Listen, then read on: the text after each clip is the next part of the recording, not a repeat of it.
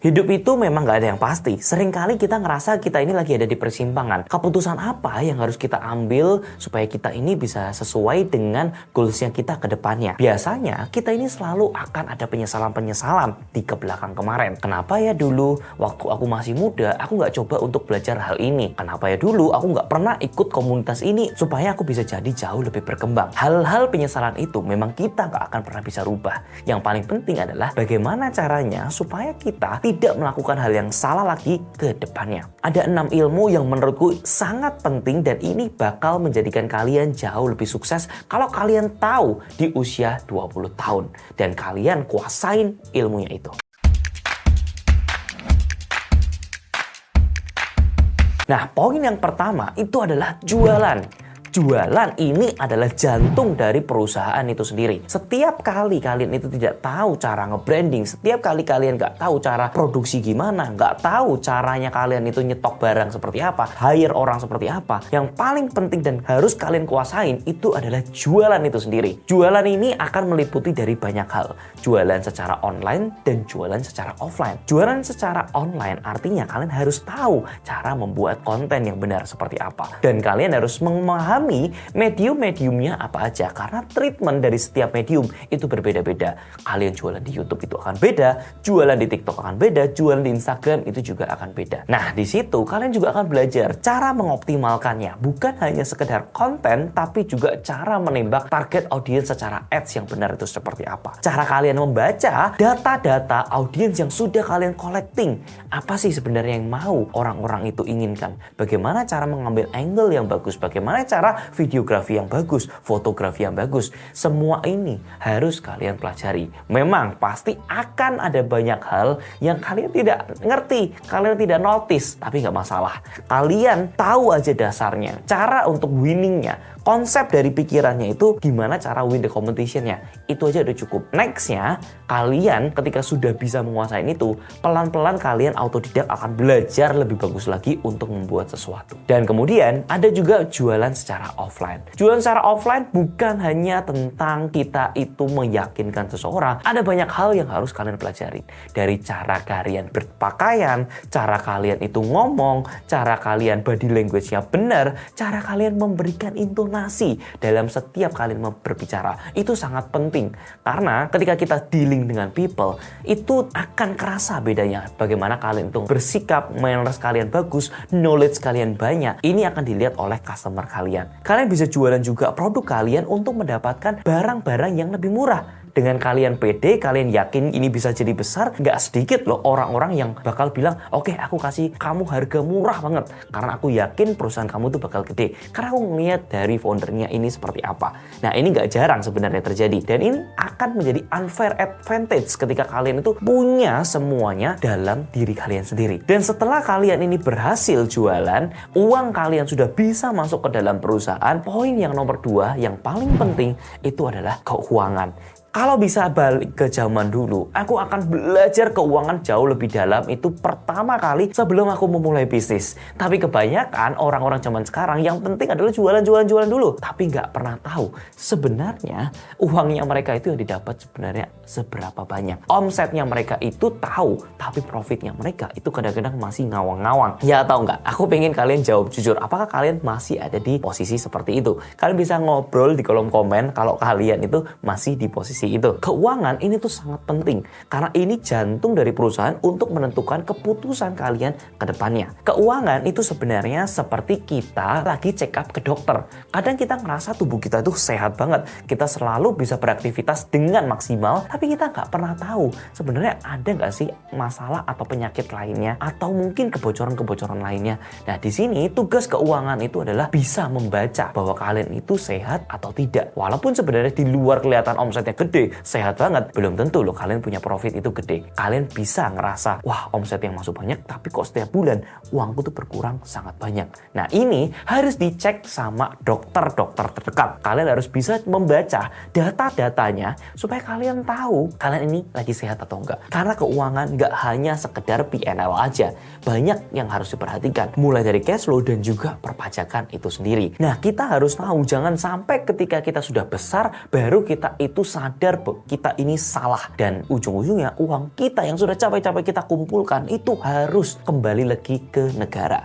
Jangan sampai seperti itu. Jadi ini harus kalian kuasain lebih dulu. Nggak perlu kalian expert banget, yang penting ngerti aja cara berpikirnya. Dasar-dasarnya itu ada. Dan yang ketiga adalah struktur perusahaan dan juga SOP. Mungkin banyak dari kalian yang nggak punya privilege, orang tuanya tuh udah punya perusahaan yang scale up, yang gede banget, yang sudah jadi perusahaan TBK. Jadi semua sistemnya itu udah jelas. Nah di sini kalau kalian itu masih keluarganya ngawang-ngawang atau mungkin keluarganya itu masih dalam perusahaan kecil, kerja sama orang, kalian nggak bakal bisa dapat knowledge yang seperti ini. Ataupun kalian mungkin terjun ke bisnis tapi belum pernah masuk ke dalam perusahaan besar, pasti akan ngawang-ngawang banget. Sebenarnya struktur perusahaan besar itu seperti apa? Dan ini sebenarnya aku sudah bikin videonya di video yang sebelumnya. Kalian bisa lihat video yang ini. Itu aku memang ngejelasin secara gambaran besar aja. Nggak bener-bener bisa detail secara SOP-nya. Tapi paling enggak minimal kalian ngerti apa yang harus dibutuhkan untuk bisa menjadi perusahaan yang besar ke depannya. Nah kemudian yang keempat yang pasti akan aku pelajarin lebih dulu, yaitu adalah rekrutmen. Kalian sadar gak sih banyak perusahaan yang sering kali kolaps bukan karena perusahaannya nggak punya produk yang bagus, tapi karena dikelola sama orang-orang yang nggak bener. Nah gimana caranya kita ini bisa memiliki sistem rekrutmen yang sangat ketat, sangat bagus, sehingga ketika orang ini sudah datang, mereka akan stay dengan lama, mereka akan loyal dengan kita, dan mereka itu bisa menjadi aset yang berharga buat kita di masa depan. Rekrutmen ini menurutku sangat penting. Kita harus tahu dulu gimana kita ini bisa menganalisa karakter mereka lewat beberapa tes personality. Ini biasanya aku pakai itu di 16 personalities. Nah di situ aku udah tahu nih, ketika mereka ngisi ini tanpa mereka ini ngobrol sama aku udah tahu mereka ini cocoknya ditempatkan di posisi yang mana. Jangan sampai kita ini menempatkan orang salah gitu. Karena orang-orang tipe S itu adalah orang yang bekerja melalui data, orang yang kerja dengan teratur. Mereka nggak akan suka kalau misalkan dijadikan sebagai content creator yang mungkin punya ide itu macam-macam. Itu pasti harus orang N. Nah ini kita nggak bakal jabarin detailnya 16 personalitiesnya ini seperti apa. Yang penting kalian itu menguasai aja. Dan kemudian setelah kalian tahu semuanya, kalian bisa jualan, kalian bisa tentang keuangan, kalian tahu cara bikin SOP yang benar, struktur perusahaan yang benar, dan rekrutmen udah jelas benar-benar kuat. Yang paling penting adalah productivity. Kalian tidak akan pernah bisa bekerja maksimal kalau kalian nggak ngerti cara memaksimalkannya itu seperti apa.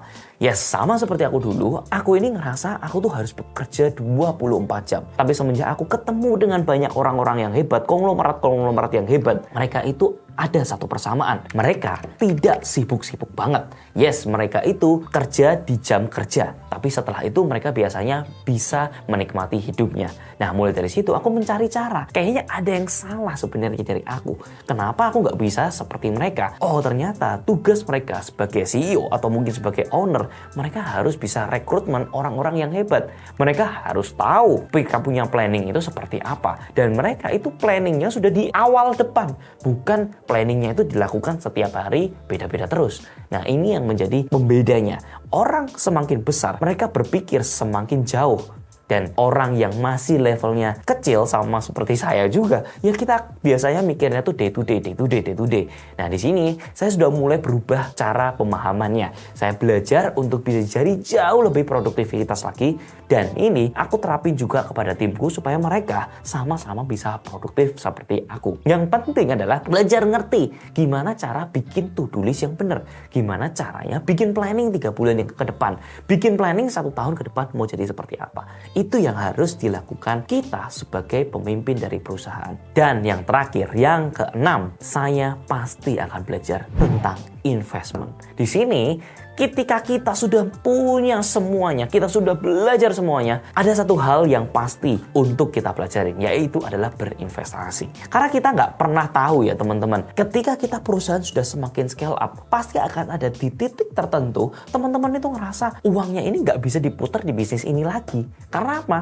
Karena sudah terlalu mentok, dan ataupun ketika teman-teman mau tambah lagi, itu teman-teman akan benar-benar pusing banget. Limitnya teman-teman udah nggak bisa kekontrol untuk kayak gini. Mereka akan cari tempat atau wadah untuk mempertahankan dan memperkaya dirinya lewat investment. Teman-teman bisa kok cari alternatif beberapa investment ya. Mungkin teman-teman mau belajar saham itu juga boleh, ke kripto juga boleh, ataupun mungkin di real estate seperti tempatku ini. Semuanya itu kalian pelajarin satu-satu.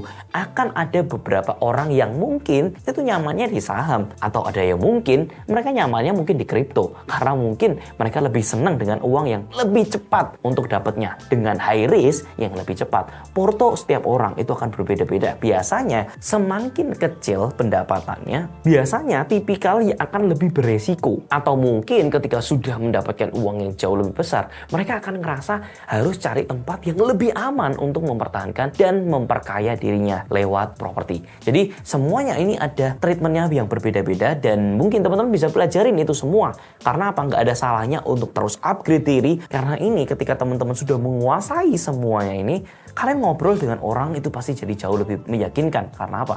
Karena kalian punya knowledge yang cukup banyak. Aku yakin pembelajaran ini nggak akan bisa kalian pelajarin hanya dalam waktu 1 bulan, 2 bulan.